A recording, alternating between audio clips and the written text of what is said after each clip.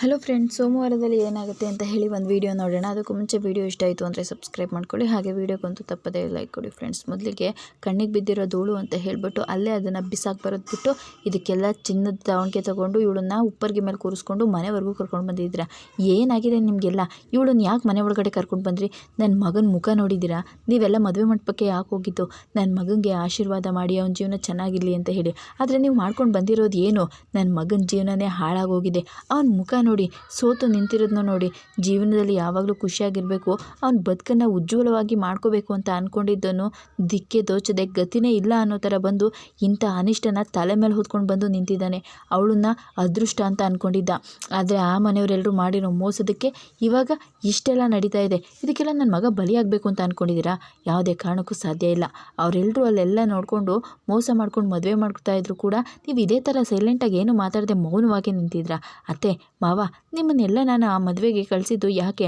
ನನ್ನ ಅಣ್ಣಂಗೆ ಏನಾದ್ರೂ ಅಪಾಯ ಆಗ್ಬೋದು ಅನ್ನೋದು ಒಂದೇ ಒಂದು ಕಾರಣಕ್ಕೆ ನನ್ನ ಮಗನ ಮದುವೆನೂ ಬಿಟ್ಟು ನೀವೆಲ್ಲ ಇದ್ದೀರಾ ಅನ್ನೋ ಜವಾಬ್ದಾರಿ ಮೇಲೆ ನಾನು ಅಲ್ಲೋದ್ರೆ ನನ್ನ ಮಗನ ಜೀವನನೇ ಇನ್ನು ಮುಂದೆ ಯಾವತ್ತೂ ಕೂಡ ಸರಿ ಮಾಡೋಕ್ಕಾಗದೇ ಇರೋ ಪರಿಸ್ಥಿತಿನಲ್ಲಿ ಈ ರೀತಿ ಹಾಳು ಮಾಡಿ ಕೂರಿಸಿದಿರಲ್ಲ ಅಂತ ಹೇಳಿ ಬೈತಾ ಇರ್ತಾಳೆ. ಪಾಪ ಇವಳು ಏನು ಮಾತಾಡದೆ ಸುಮ್ಮನೆ ನಿಂತ್ಕೊಂಡಿರ್ತಾಳೆ, ಯಾರೂ ಏನೂ ಮಾತಾಡ್ತಾ ಇರೋದಿಲ್ಲ. ಸರಿತಾ ತುಂಬಾ ಜೋರಾಗಿ ಗಲಾಟೆ ಮಾಡ್ತಾ ಇರ್ತಾಳೆ. ನನ್ನ ಮಗನ ಜೀವನದಲ್ಲಿ ಇವಾಗ ಆಗಿರೋದು ಇಷ್ಟೇ ಸಾಕು. ಈ ಮುಂದೆ ಯಾವುದೇ ಕಾರಣಕ್ಕೂ ಅವನ ಜೀವನದಲ್ಲಿ ಯಾವುದೇ ರೀತಿ ತೊಂದರೆ ಆಗೋದಕ್ಕೆ ಅಮ್ಮಾಗಿ ನಾನು ಬಿಡೋದಿಲ್ಲ ಅಂತ ಹೇಳಿ ಹೇಳ್ತಾ ಇರ್ತಾಳೆ. ಈ ಕಡೆ ನೋಡಿದ್ರೆ ಮನೆಯಲ್ಲಿ ಇವರಿಬ್ಬರು ತುಂಬಾ ಬೇಜಾರು ಮಾಡಿಕೊಂಡು ಕೂತಿರ್ತಾರೆ. ನನ್ನ ಮಗಳು ಗೊಂಬೆಯಾಗಿ ಆ ಮನೆಗೆ ಹೋಗ್ತಾ ಇದ್ದೀನಿ ಅಂತ ಅಂದ್ಲು. ನಮ್ಮ ಮನೇನ ಅಷ್ಟು ಚೆನ್ನಾಗಿ ನೋಡ್ಕೋತಾ ಇದ್ದವಳು ಇವತ್ತು ಅವಳ ಜೀವನದಲ್ಲಿ ಏನೆಲ್ಲ ಆಗೋಗ್ಬಿಡ್ತು. ಮೋನಿಕಾ ಮಾಡಿರೋ ಮೋಸದಿಂದ ಗೌರಿ ಎಂಥ ಪರಿಹಾರನೇ ಇಲ್ಲದೆ ಇರೋವಂಥ ಸಮಸ್ಯೆಗೆ ಸಿಕ್ಕಾಕೋಬೇಕಾಯ್ತು ಅಂತ ಹೇಳಿ ತುಂಬಾ ಬೇಜಾರು ಮಾಡ್ಕೋತಾ ಇರ್ತಾಳೆ. ಇದೇ ಟೈಮಿಗೆ ಚಿನ್ನುಗೆ ಫೋನ್ ಬರುತ್ತೆ. ಏನೋ ಮೋನಿಕಾ ಅವಳು ಬೆಳಗ್ಗೆನೇ ಸತ್ತೋದ್ಲು. ಅವಳನ್ನ ಕೇಳ್ಕೊಂಡು ಇನ್ನೊಂದ್ಸಲ ಏನಾದರೂ ಫೋನ್ ಮಾಡಿದ್ರೆ ನೀನು ತಿಥಿ ಮಾಡಬೇಕಾಗುತ್ತೆ. ಅವಳು ತಿಥಿ ಊಟಕ್ಕೆ ಕರಿತೀನಿ, ಬಂದು ತಿನ್ಕೊಂಡು ಹೋಗು ಅಂತ ಹೇಳಿ ಹೇಳ್ತಾ ಇರ್ತಾಳೆ. ಯಾಕೆ ಹಾಗೆಲ್ಲ ಮಾತಾಡ್ತಾ ಇದೆಯಾ? ಅವಳು ನಿನ್ನ ಅಕ್ಕ ಅಲ್ವೇನೆ, ಯಾಕೆ ಹಾಗೆಲ್ಲ ಮಾತಾಡ್ತಾ ಇದೆಯಾ? ಕಾಂತ, ಈಗ ನೀನು ನಿನ್ನ ಮಗಳು ಮಾಡಿರೋ ಆಟಕ್ಕೆ ನನ್ನ ಮಗಳು ಜೀವನ ಅಲ್ಲಿ ಏನಾಗಿದೆ ಅಂತ ಗೊತ್ತಿಲ್ಲದೆ ಇರೋ ಥರ ಆಗಿದೆ. ಇನ್ನೂ ಅವಳ ಮೇಲೆ ಎಂಥದೇ ವ್ಯಾಮೋಹ ನಿನಗೆ ಅಂತ ಹೇಳಿ ಹೇಳ್ತಾ ಇರ್ತಾರೆ. ಆಗ ವೀರು, ಸಮಾಧಾನ ಮಾಡ್ಕೊಳ್ಳು, ಮುಗ್ದೋಗಿರೋದ್ರ ಬಗ್ಗೆ ಯಾಕೆ ಯೋಚನೆ ಮಾಡ್ತಾ ಇದೆಯಾ? ನಾನು ಅದೇ ಹೇಳ್ತಾ ಇದ್ದೀನಿ ಅಕ್ಕ ಇವಳಿಗೆ, ಅವಳು ಸತ್ತೋಗಿರೋಳ ಬಗ್ಗೆ ಯಾಕೆ ಯೋಚನೆ ಮಾಡ್ತಾ ಇದೆಯಾ ಅಂತ ಹೇಳಿ. ಆದರೂ ಇವಳಿಗೆ ಎಂಥ ಪರಿಸ್ಥಿತಿ ತಂದಿಟ್ಬಿಟ್ಲು. ಹೇಳಿದ್ದೆ ಅವತ್ತೇ ನಮ್ಮ ಜೀವನದಲ್ಲಿ ಇಂಥದ್ದೊಂದು ದಿನ ತಂದಿಡ್ತೀಯ ಅಂತ ಹೇಳಿ. ಆದರೆ ಇದಕ್ಕೆಲ್ಲ ಕಾರಣ ನನ್ನ ಮಗಳಾಗಿ ನನ್ನ ಮಗಳು ಇದಕ್ಕೆಲ್ಲ ಸಮಸ್ಯೆ ಆಗ್ತಾಳೆ ಅಂತ ಹೇಳಿ ನಾನು ಅಂದ್ಕೊಂಡಿರಲಿಲ್ಲ. ಇವತ್ತು ನೀನು ಮಾಡಿರೋ ಎಡವಟ್ಟಿಂದ ಆ ಗೌರಿನ ಆ ಮನೆಯಲ್ಲಿ ನನ್ನ ಗೌರಿ ಏನು ಅನ್ಯಾಯ ಮಾಡಿಸ್ಕೊತಾ ಇದ್ದಾಳೋ ಏನೋ ಗೊತ್ತಿಲ್ಲ. ಅವಳ ಪರಿಸ್ಥಿತಿ ಹೇಗಿದೆಯೋ ಗೊತ್ತಿಲ್ಲ. ಎಲ್ಲರ ಬಾಯಿಗೂ ಮಾತಾಗಿ ಉಳ್ಕೊಂಡಿರ್ತಾಳೆ ಅಂತ ಹೇಳಿ ಅವರಪ್ಪ ಬೇಜಾರು ಮಾಡ್ಕೋತಾ ಇರ್ತಾರೆ. ಈ ಕಡೆ ನೋಡು, ಇಷ್ಟು ದಿನದವರೆಗೂ ಕೂಡ ನೀವು ನಿಮ್ಮ ಮನೆಯವರು ಎಲ್ಲರೂ ಸೇರಿಕೊಂಡು ನಾಟಕ ಆಡಿ ಮೋಸ ಮಾಡಿ ಇಲ್ಲಿವರೆಗೂ ಬಂದಿದ್ದೀರಾ. ಆದರೆ ಇದೆಲ್ಲ ಇಲ್ಲಿಗೆ ಮುಗ್ದೋಗ್ಬಿಡ್ಬೇಕು. ನಿನಗೆ ಈ ಮನೆಯಲ್ಲಿ ಸೊಸೆಯಾಗಿ ಬರೋದಕ್ಕೆ ಒಂದು ಕನಿಷ್ಠ ಯೋಗ್ಯತೆ ಕೂಡ ಇಲ್ಲ, ಕನಿಷ್ಠ ಕ್ವಾಲಿಟಿ ಕೂಡ ಇಲ್ಲ. ನೀನು ಈ ಮನೆಗೆ ಸೊಸೆಯಾಗಿ ಬರೋದಕ್ಕೆ ನಾನು ಬಿಡೋದು ಇಲ್ಲ. ಈ ಮನೆಯಲ್ಲಿ ಎಲ್ಲರ ಜೊತೆನೂ ಸಂಬಂಧ ಬೆಳೆಸ್ಕೊಳ್ಳೋದಕ್ಕೆ, ಎಲ್ಲರ ಜೊತೆನೂ ಒಂದಾಗೋದಕ್ಕೆ ನಿನ್ಗೆ ಯಾವ ಅರ್ಹತೆಯೂ ಇಲ್ಲ. ನಾನು ಅದಕ್ಕೆ ಅವಕಾಶ ಕೊಡೋದು ಇಲ್ಲ. ಹೊರಟೋಗು, ಇಲ್ಲಿಂದ ಹೊರಟೋಗು, ನನ್ನ ಮಗನ ಜೀವನದಿಂದ ನೀನು ಇಲ್ಲಿಂದ ಹೊರಟೋಗು ಅಂತ ಹೇಳಿ ಜೋರಾಗಿ ಕಿರ್ಚ್ಕೊತಾ ಇರ್ತಾಳೆ. ಆಗ ಅವ್ರ ಅತ್ತೆ ಮಾವಂಗಿಬ್ರಿಗೂ ಕೋಪ ಬಂದುಬಿಡುತ್ತೆ. ಸರಿತಾ, ಇಷ್ಟೊತ್ತವರೆಗೂ ನೀನು ಇಷ್ಟೆಲ್ಲ ಮಾತಾಡ್ತಾ ಇದ್ರು ಕೂಡ ನಾವು ಏನು ಮಾತಾಡದೆ ಸಮಾಧಾನವಾಗಿ ನಿಂತಿದ್ದೋ. ಯಾಕೊತ್ತಾ, ನಿನ್ನ ಮನಸ್ಸಲ್ಲಿರೋಂಥ ಆಕ್ರೋಶ, ಕೋಪ ಇದೆಲ್ಲ ಹೊರಗಡೆ ಬರಲಿ ಅಂತ ಹೇಳಿ. ಆದರೆ ನೀನು ಅವಳನ್ನ ಮನೆಯಿಂದ ಆಚೆ ಹೋಗು ಅಂತ ಹೇಳ್ತಾ ಇದೆಯಲ್ಲ, ಇದಕ್ಕೇನಾದರೂ ಅರ್ಥ ಇದೆಯಾ? ನೀನು ಮಾತಾಡೋದ್ರಲ್ಲಿ ಸರಿ ಅನ್ನಿಸ್ತಾ ಇದೆಯಾ ಅಂತ ಹೇಳಿ ಕೇಳ್ತಾ ಇರ್ತಾಳೆ. ಆಗ ಅದಕ್ಕೆ ನೀವೇನು ಮಾತಾಡ್ತಾ ಇದ್ದೀರಾ ಅಂತ ನಿಮ್ಗೆ ಅರ್ಥ ಆಯಿತಾ?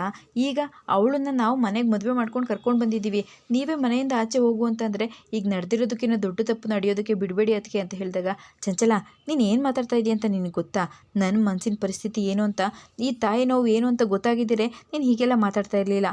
ಅವತ್ತು ಇದೇ ಪರಿಸ್ಥಿತಿನಲ್ಲಿ ನಾನು ಇದ್ದೆ ಅದಕ್ಕೆ. ಆದರೆ ನೀವು ನನ್ನ ಕಣ್ಣೀರಿನ ಬಂಡವಾಳ ಮಾಡಿಕೊಂಡು ಸಂತೋಷ ಪಡ್ತಾ ಇದ್ರಿ ಅಲ್ವಾ? ಆದರೆ ಈ ಚಂಚಲ ಇದನ್ನೆಲ್ಲ ಎಲ್ಲಿಗೆ ಬಿಡೋದಿಲ್ಲ. ನನ್ನ ನೋವಿನ ಪ್ರತಿಬಿಂಬ ನಿಮ್ಮ ಮುಖದಲ್ಲಿ ಕಾಣಬೇಕು, ನಿಮ್ಮ ಕಣ್ಣೀರನ್ನ ಬಡ್ಡಿ ಸಮೇತ ವಾಪಸ್ ಪಡ್ಕೋತೀನಿ, ಇದನ್ನೆಲ್ಲ ಹೀಗೆ ಬಿಡೋದಿಲ್ಲ ಅಂತ ಹೇಳಿ ಚಂಚಲ ಫುಲ್ ಖುಷಿಯಿಂದ ಮನಸ್ಸಲ್ಲೇ ಅನ್ಕೋತಾ ಇರ್ತಾಳೆ. ಆಗ ನೋಡು, ಇಷ್ಟೊಂದೆಲ್ಲ ಆದರೂ ಕೂಡ ನಾವೆಲ್ಲರೂ ಈ ಮದುವೆನ ಯಾಕೆ ಮಾಡಿದ್ದೀವಿ ಅನ್ನೋದಕ್ಕೆ ಏನಾದರೂ ಕಾರಣ ಗೊತ್ತಿದೆಯಾ ನಿನಗೆ ಅಂತ ಹೇಳಿ ಹೇಳ್ತಾರೆ. ಏನು ಮಾವ, ಏನಂತ ಕಾರಣ ಇರ್ಬೋದು? ಇನ್ನೂ ಇಂಥದ್ದೇ 1000 ಸುಳ್ಳುಗಳನ್ನ ಹೇಳಿರ್ತಾರೆ, ಅದಕ್ಕೆ ನೀವೆಲ್ಲ ಮರಳಾಗ್ಬಿಟ್ರಾ ಅಂತ ಹೇಳಿದಾಗ, ಸರಿತಾ ಹಾಗೆಲ್ಲ ಏನೂ ಇಲ್ಲ, ವಿಷಯ ಗೊತ್ತಿಲ್ಲದೆ ಏನೇನೋ ಮಾತಾಡಬೇಡ. ನಮ್ಮ ಜಾತಕದ ಪ್ರಕಾರ ನಮ್ಮ ಮನೆಯಲ್ಲಿ ನಾವು ವಿವೇಕ್ಗೆ ಮದುವೆ ಆಗೋದಕ್ಕೆ ಕಲ್ಯಾಣ ಯೋಗ ಅಂತ ಇದ್ದಿದ್ದು ಇದು ಒಂದೇ. ಇದಕ್ಕೋಸ್ಕರನೇ ಅವ್ರ ಮನೆ ನೋಡಿ ಒಂದೇ ವಾರದಲ್ಲಿ ನಾವು ಮದುವೆ ಎಂಗೇಜ್ಮೆಂಟು ಎಲ್ಲ ಮುಗಿಸಿದ್ದು. ಇದರಲ್ಲಿ ನಮ್ಮದು ತಪ್ಪಿದೆ ಅಲ್ವಾ? ನಮ್ಮದು ತಪ್ಪಿದೆ ಅಂತ ಹೇಳಿ ನಾವು ಮಾಡಿರೋ ತಪ್ಪಿಗೆ ಪರಿಹಾರನೂ ಇದೆ, ಪ್ರಾಯಶ್ಚಿತ್ತನೂ ಇದೆ. ಆದರೆ ನನ್ನ ಮಗ ಈ ದರಿದ್ರ ಜೊತೆ ಅನಿಷ್ಟದ ಜೊತೆ ಬದುಕನ್ನು ಇಡೀ ಜೀವನ ಪರ್ಯಂತ ಹಂಚ್ಕೋದಕ್ಕೆ ನಾನು ಒಪ್ಕೊಳ್ಳೋದಿಲ್ಲ ಮಾವ ಅಂತ ಹೇಳಿದಾಗ, ಸಾಕು ಸುಮ್ಮನೆ ಇರು. ಆ ದೇವರೇ ಮಾಡಿರೋ ಬ್ರಹ್ಮಗಂಟನ್ನು ನಿನ್ನ ಕೈಯಲ್ಲಿ ಬದಲಾಯಿಸೋದಕ್ಕಾಗುತ್ತಾ? ಆ ದೇವ್ರು ಸೃಷ್ಟಿ ಮಾಡಿರೋಂತಹ ಈ ಮಾಂಗಲ್ಯನ ನಿನ್ನ ಕೈಯಲ್ಲಿ ತೆಗೆಯೋದಕ್ಕಾಗುತ್ತಾ? ಎಲ್ಲ ಬಂದಿರೋಂತಹ ಸಂಬಂಧಿಕರಾಗಿರ್ಬೋದು, ಎಲ್ಲ ಸಮ್ಮುಖದಲ್ಲಿ ಆಶೀರ್ವಾದ ಪಡ್ಕೊಂಡು ದೇವತೆಗಳು, ಅಷ್ಟಾದಿ ದೇವತೆಗಳು ಆಶೀರ್ವಾದ ಮಾಡಿ ಶಾಸ್ತ್ರೋಕ್ತವಾಗಿ ಅಗ್ನಿ ಸಾಕ್ಷಿಯಾಗಿ ಅವರು ಬ್ರಹ್ಮಗಂಟನ್ನು ಹಾಕಿಸ್ಕೊಂಡು ನಿನ್ನ ಮಗನ ಕೈಯಲ್ಲಿ ತಾಳಿ ಕಟ್ಟಿಸ್ಕೊಂಡು ಬಂದಿರೋ ಹುಡುಗಿ ಅವಳನ್ನ ನೀನು ದೂರ ಮಾಡೋದಕ್ಕಾಗುತ್ತಾ? ಆ ದೇವರ ಅನುಬಂಧನ ನೀನು ಬೇರೆ ಮಾಡೋದಕ್ಕಾಗುತ್ತಾ ಸರಿತಾ ಅಂತ ಹೇಳಿದಾಗ, 1000 ಇರ್ಬೋದು, ಅದೆಲ್ಲ 1000 ಇರ್ಬೋದು, ಆದರೆ ನನ್ನ ಮಗನ ಜೀವನ ಹಾಳಾಗಿರೋದನ್ನು ನಾನು ಖಂಡಿತ ಒಪ್ಪೋದಿಲ್ಲ. ಇದನ್ನು ನಾನು ಒಪ್ಪೋದು ಇಲ್ಲ. ಇವಳಿ ಮನೆಯಲ್ಲಿರೋದಕ್ಕೆ ನಾನು ಒಪ್ಕೊಳ್ಳೋದಿಲ್ಲ. ಇದನ್ನೆಲ್ಲ ನೀವು ನಿಜ ಅಂತ ಅನ್ಕೋತೀರಾ? ಇದೆಲ್ಲ ನಾಟಕ. ಇವ್ರು ಮಾಡಿರೋ ನಾಟಕ. ನಮ್ಮ ಮನೆ ಫಂಕ್ಷನ್ನಿಗೆ ಎಲ್ಲ ದೊಡ್ಡವರೇ ಬರಬೇಕು, ಅಂಥದ್ರಲ್ಲಿ ಏನು ಗೊತ್ತಿಲ್ಲದೆ ಇರೋ ಬಿಕಾರಿಗಳು ಬಂದಿದ್ದಾರೆ ಅಂದರೆ ಇವರೆಲ್ಲರೂ ಕೂಡ ಪ್ಲ್ಯಾನ್ ಮಾಡ್ಕೊಂಡು ಬಂದಿದ್ದಾರೆ. ಅದು ಹೇಗೆ? ಅವಳು ಬಂದು ಸ್ಟೇಜ್ ಮೇಲೆ ಹಾಡಾಡೋದಂತೆ, ಅವಳು ಹಾಡಾಡ್ತಾ ಇರೋ ಟೈಮಿಗೆ ಸ್ಟೇಜ್ ಕಸ್ಕೊಂಡು ಬೀಳೋದಂತೆ, ಅದನ್ನು ಬಂದು ಇವಳು ತಡೆಯೋದಂತೆ. ವಾವ, ಎಂಥ ನಾಟಕ ಆಡಿದ್ದಾರೆ. ಇಷ್ಟೆಲ್ಲ ಮಾಡಿ ಮದುವೆ ಅಂತ ಹೇಳಿ, ನಾವು ದೊಡ್ಡ ಶ್ರೀಮಂತರು ಅಂತ ಹೇಳಿ, ತನ್ನ ಮಗಳನ್ನೇ ತನ್ನ ಮಗಳಲ್ಲ ಅಂತ ಹೇಳಿ ಯಾವುದೋ ದೊಡ್ಡ ಮನೆ ಕರ್ಕೊಂಡೋಗಿ ನಮ್ಮೆಲ್ರಿಗೂ ಮೋಸ ಮಾಡಿರೋ ಅವ್ರಿಗೆ ಈ ಜ್ಯೋತಿಷಿಗಳ ಹತ್ರ ಸುಳ್ಳು ಹೇಳ್ಸೋದು ದೊಡ್ಡ ವಿಚಾರ ಅಲ್ಲ ಅಂತ ಹೇಳಿ ಹೇಳ್ತಾ ಇರ್ತಾಳೆ. ನೋಡಿ, ಯಾವುದೇ ಕಾರಣಕ್ಕೂ ಇವಳು ನಮ್ಮ ಮನೆಯಲ್ಲಿ ಇರ್ಕೂಡ್ದು, ಅದಕ್ಕೆ ನಾನು ಒಪ್ಪೋದಿಲ್ಲ. ಈಗಲೇ ಈ ಮನೆಯಿಂದ ಆಚೆ ಹೋಗು. ಏನು ಇಷ್ಟೆಲ್ಲ ಮಾತಾಡ್ತಾ ಇದ್ರು ಕೂಡ ಸುಮ್ಮನೆ ನಿಂತ್ಕೊಂಡಿದೆಯಲ್ಲ, ಮನೆಯಿಂದ ಆಚೆ ಹೋಗು ಅಂತ ನಿನಗೆ ಹೇಳ್ತಾ ಇರೋದು ಅಂತ ಹೇಳಿದಾಗ, ಅಷ್ಟೊತ್ತವರೆಗೂ ಗೌರಿ ಸುಮ್ಮನೆ ಇರ್ತಾಳೆ. ಆಗ ಸಾಕು, ಒಂದು ನಿಮಿಷ ಸುಮ್ಮನೆ ಇರಿ ಅಂತ ಹೇಳಿ ಜೋರಾಗಿ ಕಿರ್ಚ್ಕೊಂಡ್ಬಿಡ್ತಾಳೆ. ಎಲ್ರಿಗೂ ಕೂಡ ತುಂಬಾ ಶಾಕ್ ಆಗಿಬಿಡುತ್ತೆ. ಮುಂದಿನ ವಿಡಿಯೋದಲ್ಲಿ ಏನು ಅಂದ್ಕೊಂಡಿದ್ದೀರಾ ನೀವು? ನಾನೇ ಬೇಕು ಅಂತ ಹೇಳಿ ಬಯಸಿ ಬಂದು ಪಡ್ಕೊಂಡು ಬಂದಿರೋಂತಹ ತಾಳಿ ಅಂತ ಅಂದ್ಕೊಂಡಿದ್ದೀರಾ? ಅಥವಾ ದೇಹಿ ಅಂತ ಬೇಡ್ಕೊಂಡು ಬಂದು ನಿಮ್ಮ ಮನೆ ಮುಂದೆ ನಿಂತಿದ್ದೀನಿ ಅಂತ ಅಂದ್ಕೊಂಡಿದ್ದೀರಾ? ಹಿರಿಯರಿಗೆ ಗೌರವ ಕೊಡಬೇಕು. ಇಲ್ಲಿ ನಿಂತಿರೋ ಇಬ್ಬರು, ನಮ್ಮ ಅಪ್ಪ ಅಮ್ಮ ಇಬ್ಬರು, ಅವರಿಬ್ಬರು ಮಾತಿಗೆ ಬೆಲೆ ಕೊಟ್ಟು ಇಷ್ಟ ಇಲ್ಲದೆ ಇದ್ದರೂ ಕೂಡ ಬಲವಂತವಾಗಿ ಕಟ್ಟಿಸ್ಕೊಂಡು ಬಂದಿರೋಂತಹ ತಾಳಿ ಇದು. ಇನ್ನು ಮುಂದೆ ನಾನು ಇರಬೇಕಾಗಿರೋ ನೆಲನೂ ಇದೆ, ನನಗೆ ಬದುಕಬೇಕಾಗಿರೋ ಕುಲನೂ ಇದೆ. ನನ್ನನ್ನು ಇಲ್ಲಿಂದ ಹೋಗು ಅಂತ ಹೇಳೋದಕ್ಕೆ ಯಾರಿಗೂ ಅಧಿಕಾರ ಇಲ್ಲ. ನೀವು ಬೇಕು ಅಂತಾಗ ಮದುವೆ ಮಾಡ್ಕೋಬೇಕು, ಬೇಡ ಅಂದಾಗ ಮನೆಯಿಂದ ಆಚೆ ಹೋಗಬೇಕು ಅಂತ ಹೇಳಿದ್ರೆ ಅದನ್ನೆಲ್ಲ ಒಪ್ಕೊಳ್ಳೋ ಅಂಥ ಹುಡುಗಿ ನಾನಲ್ಲ. ಯಾಕಂದರೆ ನಾನು ಬಯಸಿನೂ ಬಂದಿಲ್ಲ. ನಾನು ಮದುವೆ ಆಗಬೇಕಾಗಿದ್ರೆ ಈ ಮನೆಯವ್ರಿಗೆಲ್ರಿಗೂ ಕೂಡ ನನ್ನ ಹಿನ್ನೆಲೆ ಏನು, ನನ್ನ ಸತ್ಯ ಏನು ಅನ್ನೋದು ಎಲ್ಲನೂ ತಿಳಿಸಿನೇ ಮದುವೆ ಆಗಿ ಬಂದಿರೋದು. ಕದ್ದು ಮುಚ್ಚಿ ಮದುವೆ ಆಗಿ ಬಂದಿಲ್ಲ. ಇದಕ್ಕೆ ನಿಮ್ಮ ಮನೆಯವರು ಒಪ್ಕೊಂಡಿರೋದು, ನಮ್ಮ ಮನೆಯವರು ಒಪ್ಕೊಂಡಿರೋದು.